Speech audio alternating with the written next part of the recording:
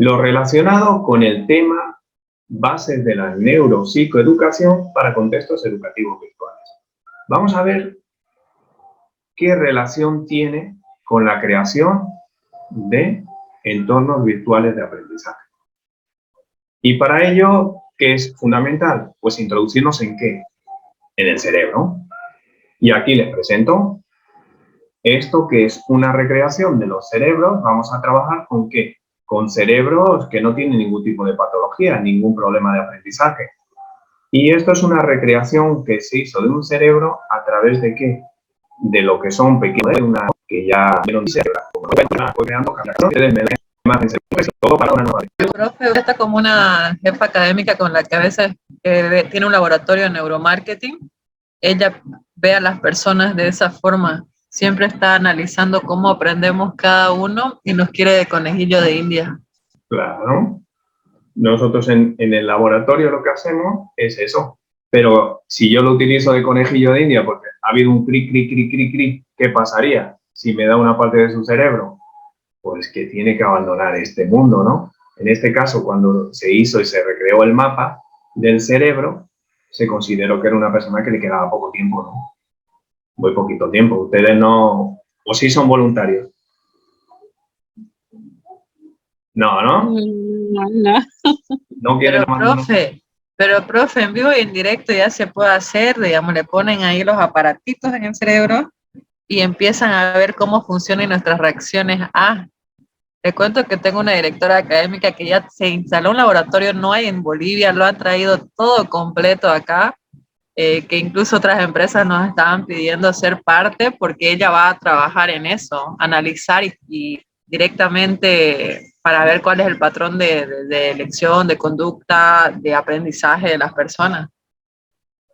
Claro, lo que hemos visto ahora es cómo es el mapa, ¿no? Cómo se construye el cerebro, cómo es el cerebro. Lo otro, lo que vamos a ver, cómo nosotros no nos vamos a ir en el tema de la lesión, porque cuando veamos la neuro, no vamos a ir, no neuromarketing, no vamos a ver neurodidáctica, cómo aprendemos nosotros.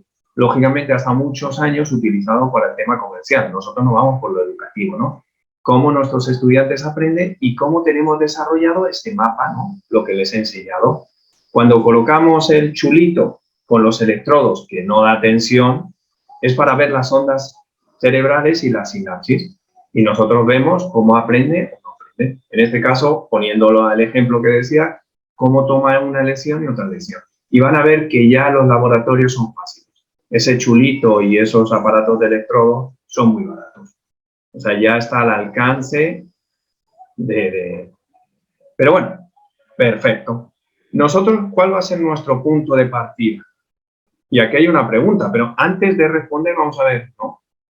Tenemos, ¿qué es la neuroeducación? Y la tenemos que construir nosotros, conjuntamente. ¿Qué quiere decir? Bueno, ahora no me acuerdo qué sería la neuroeducación. Bueno, no se preocupen, tenemos internet.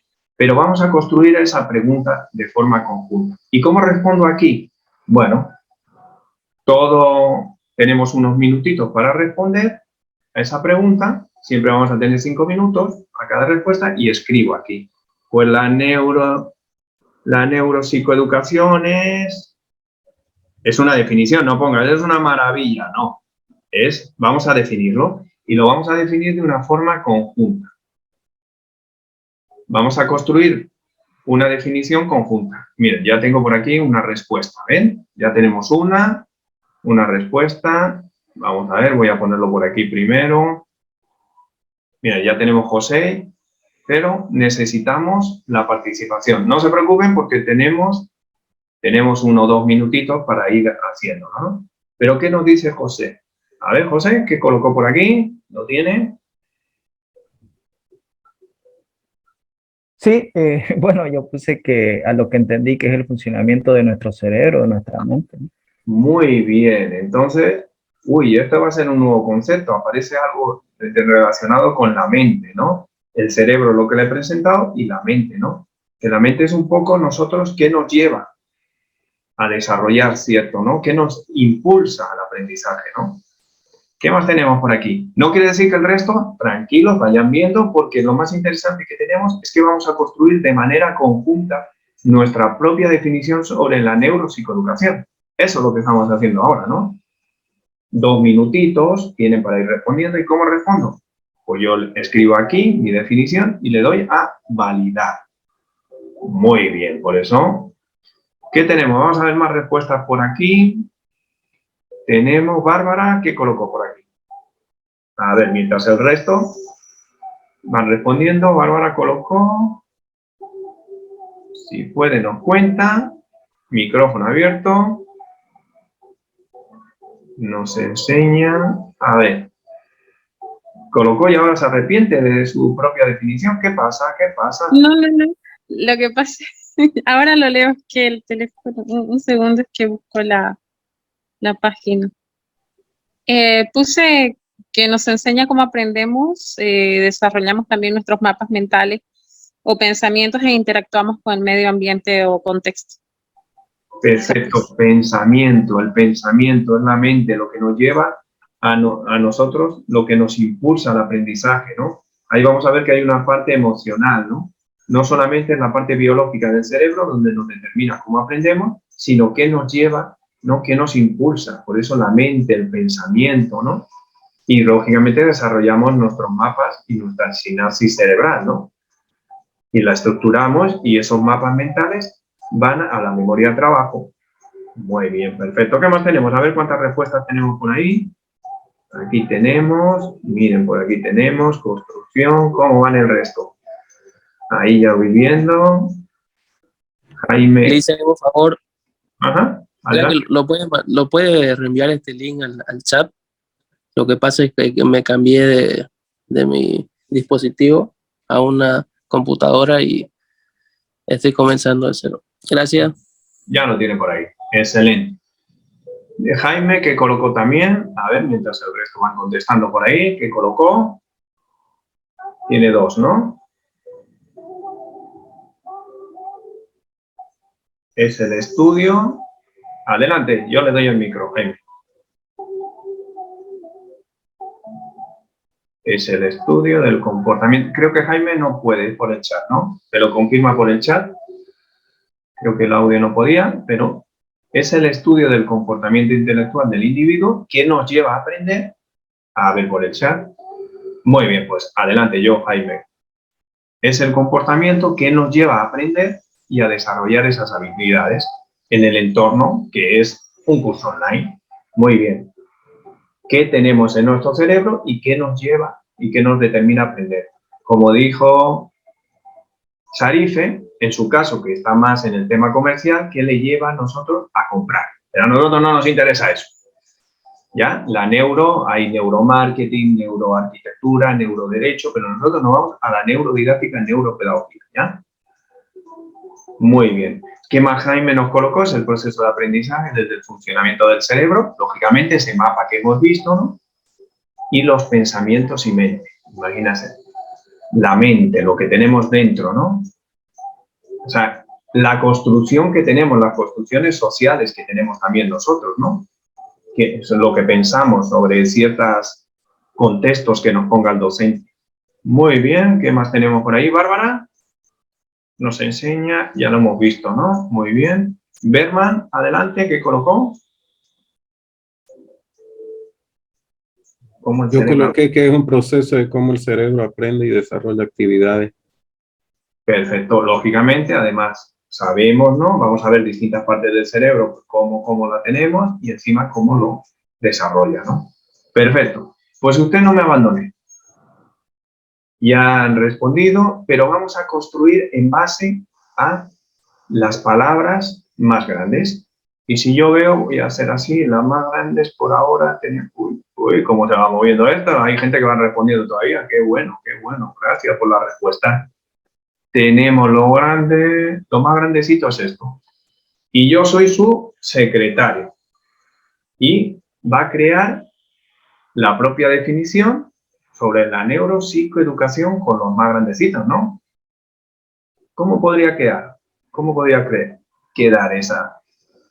A ver, adelante, Lisenberg. Yo le voy ayudando también, pero vamos a ver. A ver, dice, el cerebro estudia los funcionamientos funcionamiento de la mente para formar comportamientos y asimismo aprendizaje. A ver, según lo que dice usted. Proceso. Tendríamos que armarlo aquí, ¿no? Porque el cerebro o hacer una Que tendría que ser es la ciencia que estudia el proceso de cómo es la ciencia que estudia el funcionamiento del cerebro y como proceso de desarrollo de aprendizaje. también, ¿no? Bueno, los procesos serían, ¿no? Del aprendizaje. Yo creo que lo tenemos, ¿no? ¡Oh! ¡Qué bien! Perdón Sí, por lo demás. porque La ciencia que estudia el funcionamiento del cerebro y los procesos del aprendizaje. Bien, ¿no? habla también de desarrollar formación de aprendizaje. Bueno, después, por ende, como consecuencia, podríamos colocarlo, ¿no? Que creamos nosotros una formación ajustada a los cerebros que tenemos de los estudiantes y a los espacios de aprendizaje, podemos decir, ¿no? Formaciones a medida, ¿no? Muy bien. Licenciado, sería interesante ver la diferencia entre cerebro y mente, ¿no? Porque creo que son dos procesos diferentes, ¿no? Miren, si determinamos, vamos hacia adelante, vamos a dar un pasito más. Ya tenemos nuestra definición, ¿no? Y, bueno, vamos a hacerlo en base a... Vamos a ver, se ha quedado... Uy, pasó demasiado, ¿no? Volviendo un poco. Tenemos el cerebro, es la estructura biológica, ¿no? Lo que hemos visto al principio. La mente, ¿qué son? La mente es lo que nos lleva a actuar. Es lo que tenemos inserto nosotros. Ahí interviene que lo biológico también interviene la familia, el contexto, y en la mente también interviene ¿qué? La familia, el contexto, ¿no? Por eso va unido. Biológicamente, dónde he nacido, cómo he nacido, ¿no? Pero es lo que la mente es lo que nos lleva a actuar. Es la diferencia. Y el cerebro es donde está todo el aprendizaje. No quiere decir que no vaya unido. Uno se une con lo otro. ¿Pero qué falta ahora? Una cosa que se llama el cuerpo. Tenemos el cerebro, tenemos la mente, pero nos falta que el cuerpo. Y dirán, bueno, ¿y para qué necesitamos el resto del cuerpo? Pues bueno, si tienes una buena condición física, si ejerces un buen sueño, ¿no? Si le das tus horas de sueño, va unido y ejerce también el aprendizaje. Entonces, la neuropsicoeducación va a tener en cuenta que tanto la mente, que sería cómo nosotros actuamos, qué conceptos tenemos, cómo lo vemos, tal vez yo, dentro de mi forma de actuar será diferente porque vengo de otra cultura europea. Y ustedes tienen, entonces, forma de entender. Lo vamos a ver ahora cuando tratemos un tema llamado la eutanasia. La eutanasia puede ser que ustedes lo consideren una muerte asistida o lo consideren un asesinato. ¿Lo ven? El aprendizaje puede ser distinto a la hora de considerarlo. Lo vamos a ir viendo, pero esa es la diferencia en que tenemos. Pero la neuropsicoeducación es que tenemos que ver el cerebro para conocer qué partes del cerebro nos ayudan para el aprendizaje, la mente que nos lleva a desarrollar el aprendizaje y el cuerpo. ¿Por qué? Porque el cuerpo es como una homeostasis. Si yo a mi cuerpo en general le doy una buena alimentación, le doy una buena rutina del sueño, ¿qué va a pasar? Que voy a desarrollar el aprendizaje. Si ustedes vienen dormidos, ¿qué va a pasar en las clases? Uy, pues que no se va a ejercer el aprendizaje. Entonces, tienen que tenerlo en cuenta también, detectar esas cosas. Bueno, vamos allá, vamos un poco. Nosotros, como decíamos, vamos a partir de las neurociencias. Las neurociencias es un cuerpo disciplinar que a nosotros nos interesa la didáctica y la pedagogía, que aporta la investigación sobre el sistema nervioso. Lo que decíamos, y el sistema nervioso, lo que nos interesa a nosotros mayoritariamente es el interés que tiene una persona para aprender, hemos dicho, la conducta que tiene la mente y cómo se produce el aprendizaje. Nos interesa, ¿no? ¿Qué le lleva a aprender y cómo se ejerce ese aprendizaje? Si manejamos eso, ¿qué va a ser? Va a ser un aprendizaje positivo. Entonces tenemos que meternos en ello, ¿no? Miren, cuenta atrás para meternos en el mundo de la neurodidáctica. 3, 2, 1. A ello vamos, ¿no? Vamos a ver de qué se trata. Pues para meternos en el mundo de la neurociencia, neurodidáctica o neuropedagogía, lo importante es para qué nos sirven a nosotros como docentes, ¿no? Dentro de los espacios online. Lo primero es que vamos a describir cómo se organiza el cerebro, lo vamos a ver ahora, sin meternos mucho en, ¿no? Y el funcionamiento del sistema. En particular, el cerebro y sus áreas de conocimiento. O sea, lo que nos interesa a nosotros como docentes. Y dicen, bueno, ¿y otro objetivo qué sería? Yo tengo alumnos, a ver, algún docente actual ahora. ¿De qué edades son sus estudiantes? Más o menos así. O todos tienen la misma edad.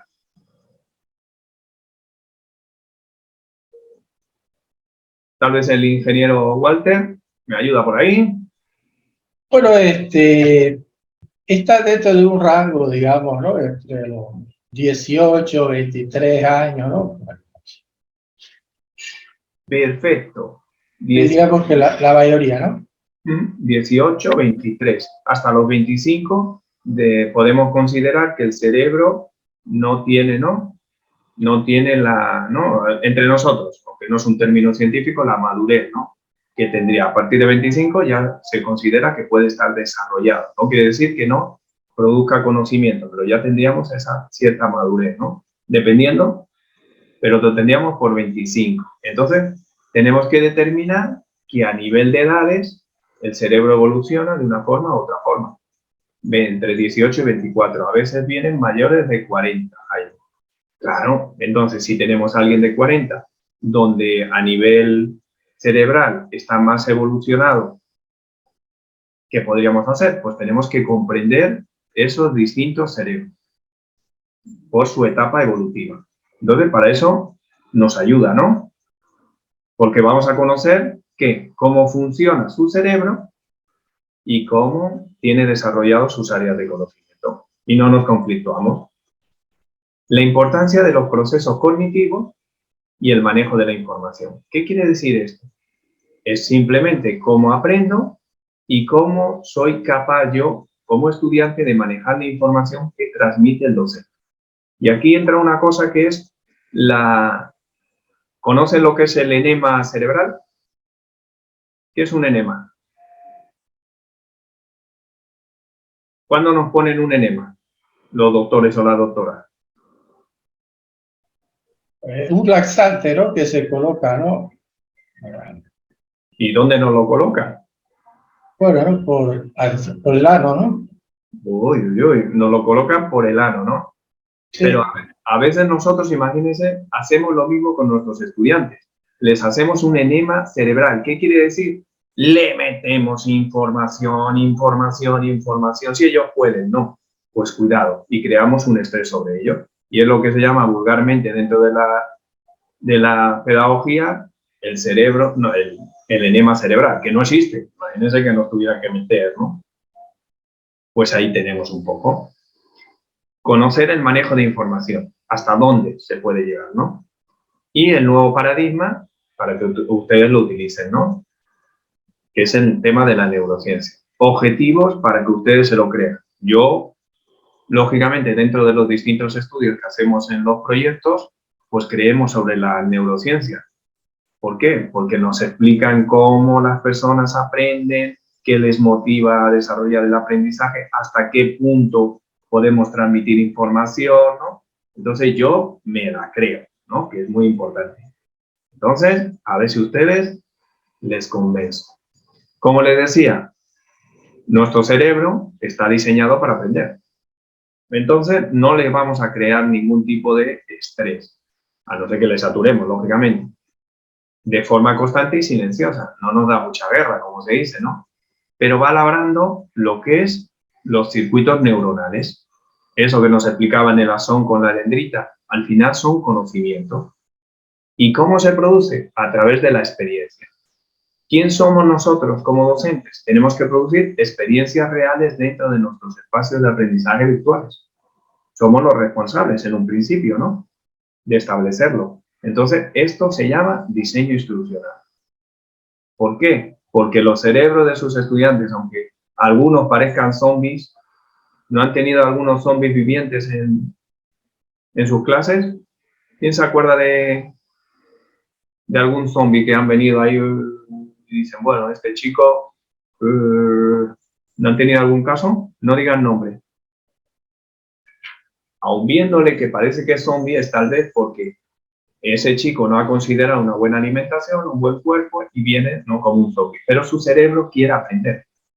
Dicen, sí, su cerebro está pidiendo que aprenda, aunque venga como zombie. ¿No se acuerdan de algún zombie?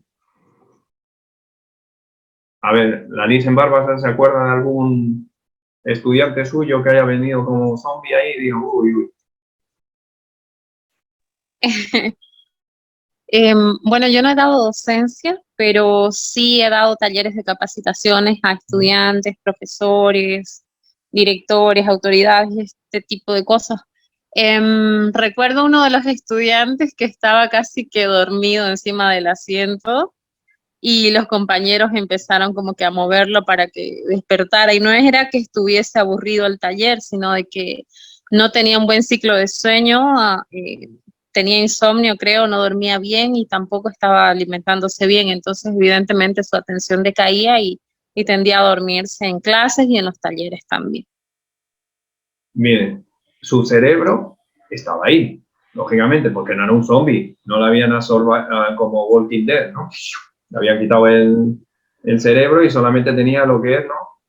El cráneo, no lo tenía así, lo tenía ahí y tenía su intención de aprender, eso lo tenía. La mente tenía, porque si estaba en el taller es que tenía una intención, había ido, ¿no? Bueno, a no ser que le hayan puesto una pistola ¿no? En el coche. No.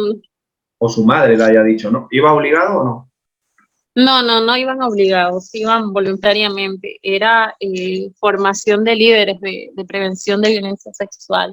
Los ¿Seguro? Talleres y eran voluntarios, sí. ¿Seguro, dicen Bárbara? ¿No iban obligados? Sí. No. Perfecto. Entonces teníamos los dos principios que hemos dicho, ¿no? Cerebro y mente. Iba con una cierta motivación, ¿no? Pero no hemos considerado el cuerpo. No iba con el tema del ciclo del sueño, ¿no? Y encima no iba con la alimentación. Entonces, ¿qué tenemos nosotros que interpretar eso? Porque usted ya había hecho su diseño instruccional donde había puesto en práctica una experiencia real, seguramente, y ahí tenía todo, pero faltaba eso. El cerebro de él igual se va a apropiar de la experiencia que usted ha planteado en su diseño, pues seguramente utilizó caso de estudio, las va a construir, las almacena y la va a modificar. Lo ideal sería que nos quedemos ya no con el zombie, nos quedemos con un estudiante donde tenía todo apto, por decirlo así, ¿no? Ciclo de sueño. Entonces, ese otro, acuérdese de que solamente el resto, ¿no? Si eran 50, solamente estaba este que era el 49, pues el resto, su cerebro, ¿qué estaba haciendo en ese momento? Apropiándose de la experiencia que usted le transmitía, lo iba construyendo, lo almacenaba y lo modifica. Así actúa el cerebro, sin darnos cuenta. Y eso es lo que creó. Ustedes trasladense como analicen van. Yo cuando le digo docente, puede ser que esté teniendo una materia, pero hayan dado un ciclo formativo dentro de su empresa, ¿no? Son espacios de aprendizaje, sirve. ¿Qué más tenemos por aquí? A ver si hay alguna pregunta. Ay, sí. ¿Se acuerdan que necesitábamos considerar lo que era el cerebro, pero también necesitábamos considerar lo que era la mente? Y ahí no nos ha quedado claro qué podía ser la mente. Yo les decía, la mente puede ser los distintos constructos sociales que tenemos sobre conceptos, ¿no? Entonces, la eutanasia, ¿qué dos definiciones? ¿Se acuerdan que les dije?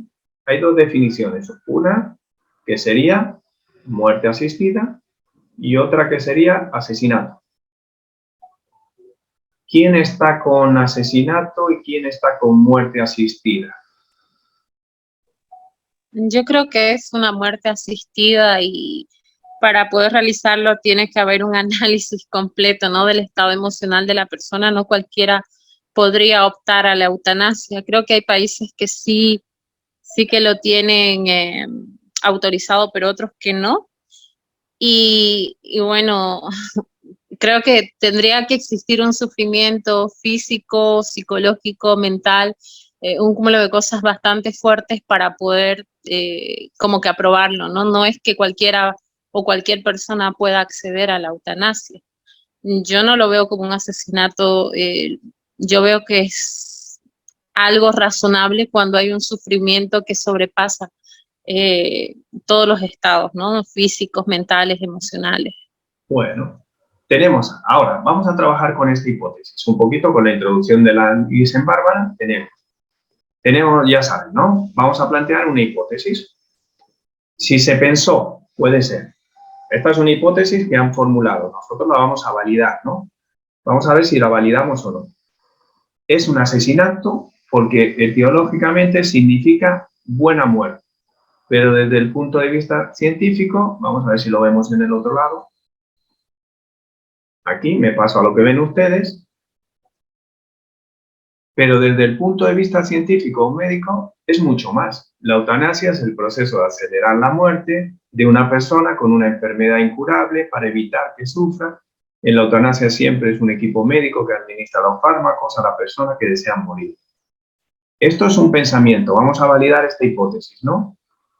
Tal vez después de que le ponga yo un estudio de casos, una experiencia real, porque vamos a ver una persona que desarrolló la eutanasia a su mujer y lo grabó. No sé si lo han visto. Lo grabó porque esa persona está luchando para que en España sea legal, aunque ya se ha aprobado, la eutanasia. Este video era antes. Entonces, su mujer le pidió que la asesinara o que ejerciera, ¿no?, una muerte asistida y lo grabó. Gracias a ese video que él ha grabado, nosotros podemos trasladarlo a esa experiencia. Mi cerebro tiene un concepto sobre lo que es la eutanasia. Puede ser muerte, ¿no? O puede ser asesinato. Pero yo, como docente, le tengo que trasladar aquí, a una experiencia real. Después, usted, a través de su mente, va a descubrir algo, ¿no? Con sus constructos que tenga, ¿no? Y sus esquemas mentales, como decía, ¿no? Va a considerar, tal vez, y cambiar de opinión, y va a decir que es un suicidio asistido. Miren, en Bolivia, suicidio asistido, castigado penalmente con 10 años de edad. En Suecia se pone en práctica, ¿no? Entonces, dependiendo de dónde sea, vamos a validar si es un asesinato o no. Entonces, yo voy a mover. Si estoy de acuerdo que es asesinato, pues lo voy a poner muy positivo. Después de ver la experiencia, todavía nosotros podemos tener nuestra propia construcción, pero yo le voy a trasladar la experiencia, ¿no? A no ser que la hayan vivido, pero creo que no han vivido un momento de ejercer la eutanasia a nadie. Bueno, ahora algunos doctores que tal vez tenemos en clase la hayan podido hacer, pero no lo van a decir, ¿no? Adelante. Sí, me parece interesante que dice en Bolivia el suicidio asistido está castigado penalmente, pero el papel todo lo aguanta, ¿no? O sea, legalmente sí está sancionado, penalmente sí hay una pena privativa de libertad, pero es algo que sí se hace en muchos hospitales, que hacen algo muchos médicos y que no sale a la luz y que no está sancionado, que no es denunciado, porque incluso lo pide la misma familia. Cuando hay demasiado sufrimiento, cuando ya la expectativa de vida es demasiado baja, sí, por ejemplo, los desconectan o tal, Sí hay mucho de eso en Bolivia, pero obviamente en las leyes no está establecido, pero sí que se da bastante. No con este término, no con estos términos, porque hay un doble moralismo que funciona bastante acá, entonces no está con este término, pero sí que se da bastante. En un minuto nos volvemos a conectar. Pues tenemos, ¿no? ¿Qué vemos aquí? ¿Es un asesinato? Bueno, aquí hemos visto por qué es. Etiológicamente significa buena muerte. Si yo estoy de acuerdo que es un asesinato, pues le pondría que le pasaría hasta aquí, ¿no? A ver, que no se puede mover porque tal vez ya está cerrado el candado. Como siempre tenemos 5 minutillos, pero para pensárnoslo y a ver si ya lo puedo mover. Uy. Candado, candado. Ahora. Ahora estaría. Si yo estoy de acuerdo, le pongo muy positivo, positivo y lo colocaría.